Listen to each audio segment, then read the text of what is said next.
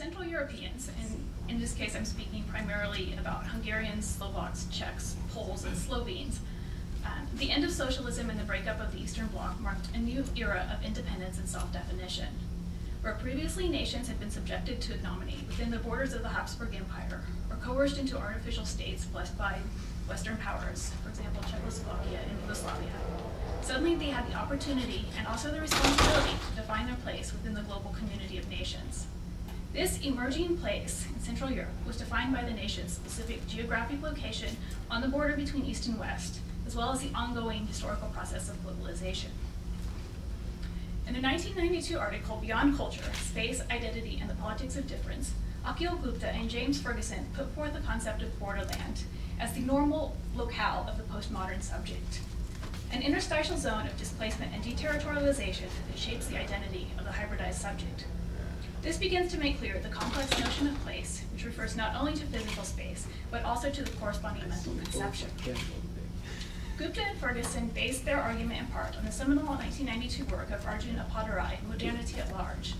Appadurai describes the dialectic of globalization as the constant production and dissolution of locality, where the imagination is inextricably bound up with the social. Image is social fact. Imagine communities, imagine worlds. He notes that the exercise of the imagination was long a privilege of the elite classes, of artists and of visionaries, but in a globalized society with infinite access to other worlds, thanks to migration and the mass media, anyone can imagine anything. Contrary to what one might expect, the imagination is hardly a benign force. Rather, Appadurai argues, imagination is an extremely potent force, responsible for much of the dynamics of the world today. Unlike fantasy or daydreams, imagination is a social force that carries with it an inherent potential for expression, for action. Groups, communities, regions, nations, cultures imagine themselves. Inevitably, they imagine themselves in opposition to another. Thus, the forces of identity construction act in direct opposition to the nature of the reality that most, if not all, people presently find themselves in. Taken in the context of the former socialist countries of Central Europe, these two theories are intriguing. Not only a physical borderland between East and West, trying hard to redefine itself as center, the countries in transition found, or perhaps still find, themselves also caught in a temporal borderland between the old socialist communist system and the new, still evolving democracy. As the enforced uniformity of international socialism crumbles, those caught in the middle are forced to confront the mythical other, along with all the chaos and uncertainty that inhere within such confrontation. Sadly, this challenge from the outside all too often evokes an extreme reaction in the form of nationalism and xenophobia, as people struggle to hold onto or to create some form of fixed identity. In its most extreme form, communities disintegrate into violence, as can be seen in the tragic case of Yugoslavia. Hungarian director Béla Tar's 2000 film, Workmeister Harmonies, beautifully explores these aspects of otherness, violence, and humanity in the context of a typical Hungarian community. The film, however, is shot in such a way to give it a unique, timeless, and placeless feel, leading one to easily apply it to the wider region as a whole. It provides fertile ground for exploring the theoretical positions laid out by Gupta, Ferguson, and Appadurai, not only because it deals with the subjects of mass media and migration and their effect on the imagination, but because it itself is also a product of imagination and of the mass media. Thus, this paper will explore notions of identity and the imaginary in post-socialist transitional Central Europe and the neighboring Southeastern Europe, as presented in Tar's film. Visual evocations of place in the creation and dissolution of communities will be analyzed as the characters in the film try to come to terms with the other and with themselves, ultimately leading to an understanding of the underlying forces that shape the contemporary reality of this complex, beautiful, and sometimes explosive part of the world. So let me begin by describing some of the key scenes of the film, and with them some of the figures who will be central to my analysis. In one of the opening scenes, János, the film's protagonist, goes to visit an elderly friend, the musician Gyuri Bacsi. When János arrives, Gyuri Bacsi is in the midst of declaiming against the musical tuning system devised in the 17th century by Andreas Werkmeister. I have a short clip here.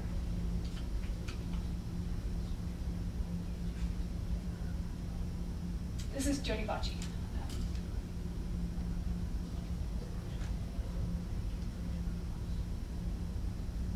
You can see János sneaking in from the right now.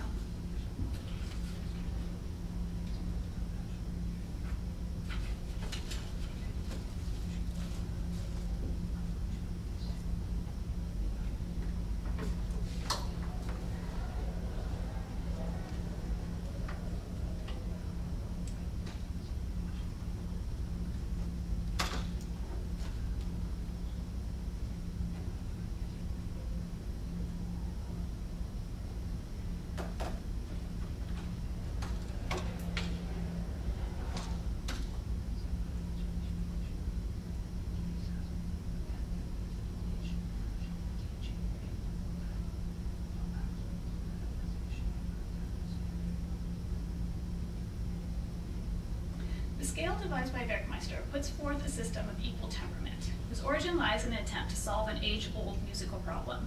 In tuning the scale based on a given harmonic relationship between notes, due to a mathematical anomaly, the note at the end of the scale does not perfectly match up with the note that should be one octave below it.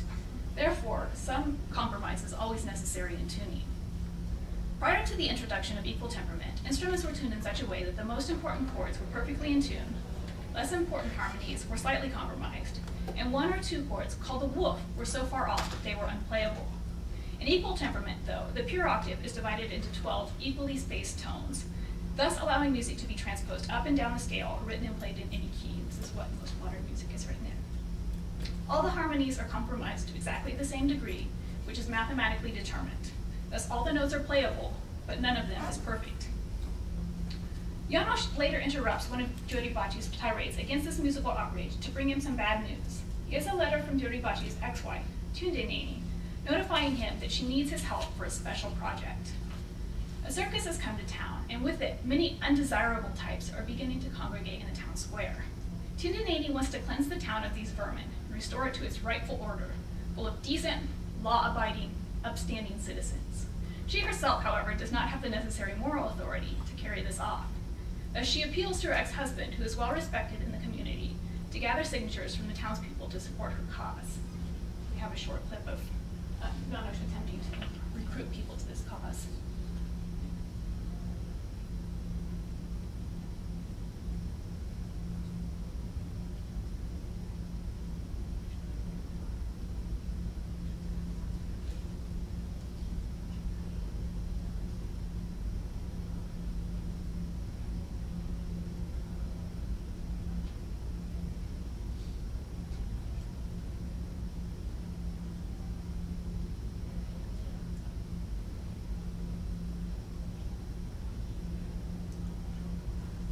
Background that it's not a particularly peaceful gathering. So the circus that is bringing all these undesirable types is in itself a great mystery. One day posters appear around town announcing its arrival, and then in the middle of the night it pulls into town, such as it is. The circus features only two attractions, a colossal blue whale, fully preserved, and the inscrutable prince, about whom nothing concretely is known, but many things are surmised. Rumor has it that he is a dwarf with a mysterious power over people to incite them to riot. Violence had broken out in all the previous stops on the circus tour, and the townsfolk are simultaneously curious and apprehensive. These are just little shots you can see. This is the whole circus in itself, just this shipping container, the whale here. János himself is much more interested in the whale than in the prince. He returns to the town square to have another look at it after the circus is closed for the day. He manages to find an unsecured opening in the container and sneaks inside for a peek. While there, he overhears an argument between the circus owner and the prince, the owner insisting that he cannot tolerate any more violence, and the prince vehemently proclaiming his right to speak to the townspeople. In the end, the owner concedes, and the prince is given free rein. Another short clip here.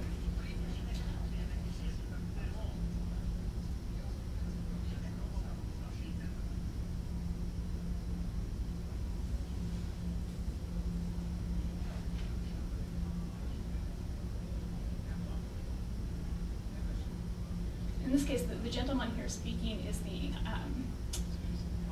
a circus worker, and the other man is a translator. You can't tell from the sound, but in the original, the prince does not speak Hungarian, which is important.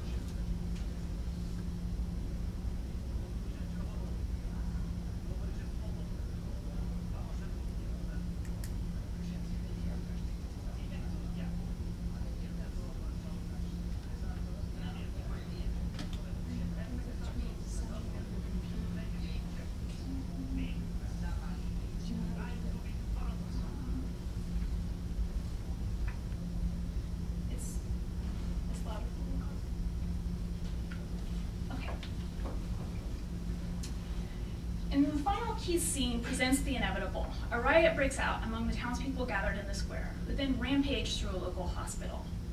It's a very powerful scene, and I think it's important to see it in its entirety, so I will play it all. It's about 7 minutes long, and I'll just let it run while I continue speaking. And there's actually no words in this section, so it will work out pretty well.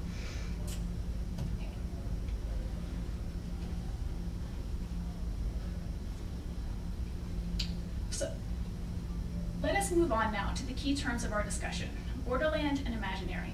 As noted earlier, Gupta and Ferguson do not conceive of a borderland in the strict geographical sense of the term. Instead, they design it as a zone of displacement, the wrong place, or deterritorialization, no place. Thus removed from its literal context, it becomes easy to see multiple examples of borderlands, both of time and identity, in this film. On the most basic level, the two key characters of the whale and the prince serve as embodied borderlands. Symbolically, they represent two unique examples of creatures on the borderline between humans and our lower kin in the animal kingdom. In days not so far past, the disfigurements of dwarves and other misshapen persons were considered to reflect upon their moral character.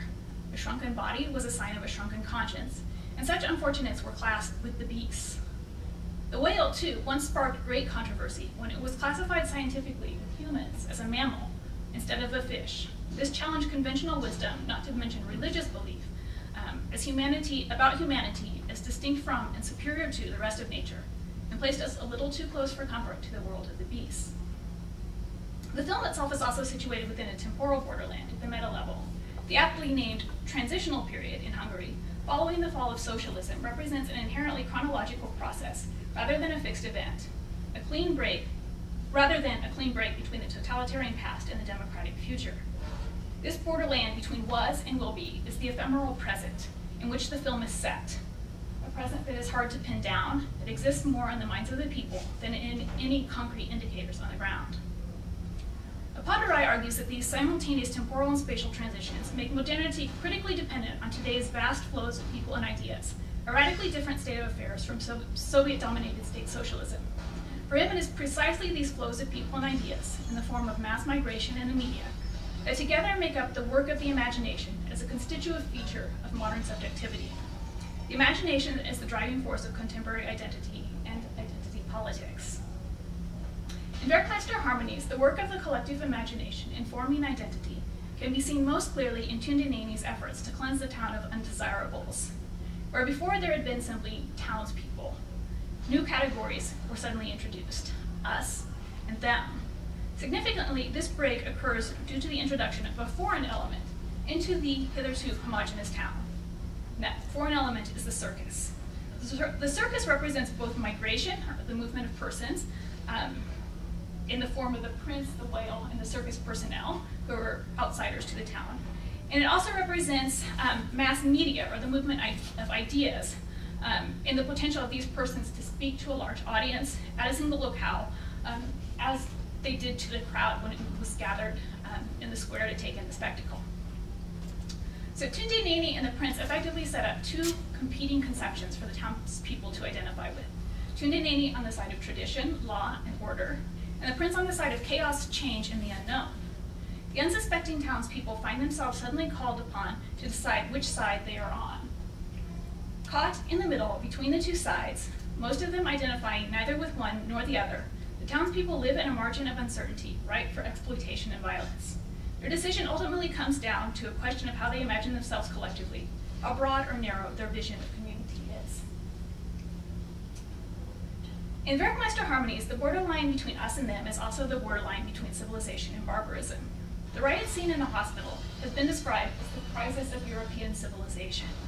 Many people read it as a parallel to the events surrounding World War II and the Jewish Shoah, in which ordinary people proved themselves capable of committing tremendous atrocities. The director, however, has said that the film is partially a response to the conflict in Bosnia and Herzegovina in the 1990s, and this offers equally rich potential for interpretation. As in the Shoah, the war in Bosnia and Herzegovina pitted neighbor against neighbor, with different nationalities who had lived together for hundreds of years, now willing to kill to preserve their own identity. Onlookers in the West watched in horror and wondered how such ugly acts as genocide and ethnic cleansing could be taking place at the end of the 20th century in Europe, the cradle of Christianity, Enlightenment, and human rights. The easiest answer to this dilemma for such onlookers was to decide that Serbs and Croats and Bosniaks and ethnic Albanians were somehow different from all of us, that they retained some kind of primitive tribalism, barbarism, that civilization has somehow passed them by. Thus a Balkan ghetto is created, and Apadarai terms this approach primordialism. The advantage of this primordialist thesis is obvious. It allows us, as Westerners, Central Europeans as Central Europeans, to sit comfortably at home, safe in the knowledge that our political institutions and our philosophies and our culture and values have been developed over centuries to ensure that we will never descend into such atrocities.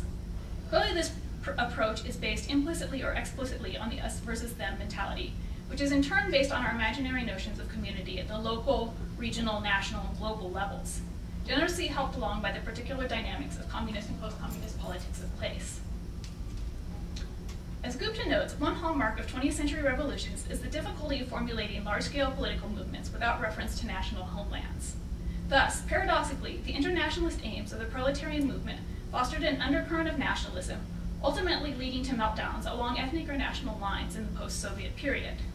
Gupta further notes that the association of place with memory, loss, and nostalgia plays directly into the hands of reactionary popular movements. Thus, the newly liberated countries of Central and Southeastern Europe are a prime setting for all kinds of imaginative manipulation by many interested parties, both inside the region and out. Going back to Tara's comments about the film being a reflection on the experiences of the Balkans in the early 1990s, on one level, this film can be read as the negation of the imagined border between Central Europe on the one hand and Eastern and Southeastern Europe on the other. The differences prove elusive or imaginary in our standard use of the word. Merely collapsing this distinction between two regions, however, does not automatically negate the primordialist thesis. Indeed, it could serve to reinforce our previous divisions into East and West along the lines drawn up by the Iron Curtain.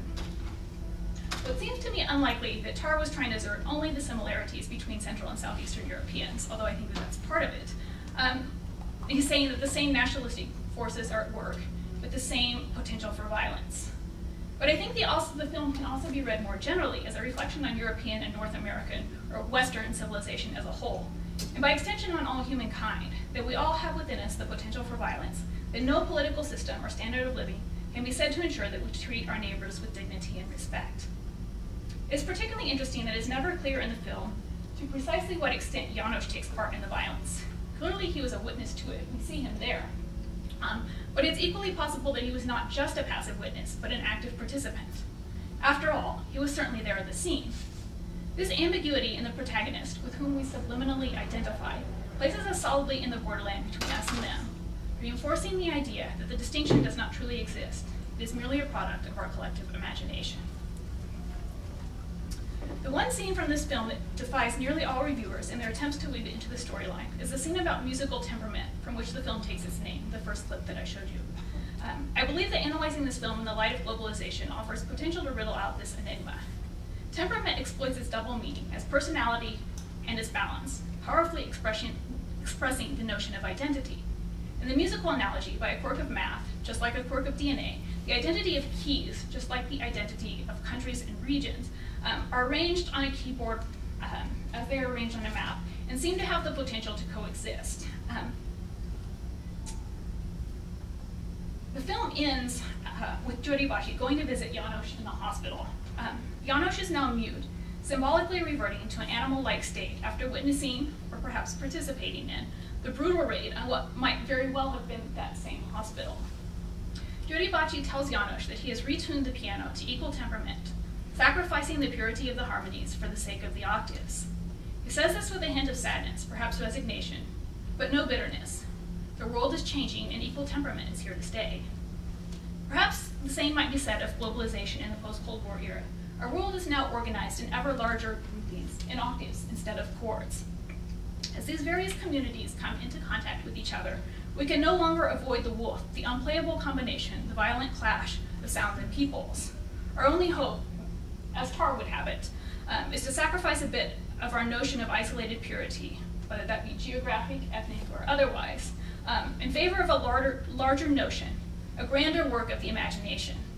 A symphony instead of a movement, a region instead of a country, or a human being instead of a Magyar or Slovak or Croat or Serb.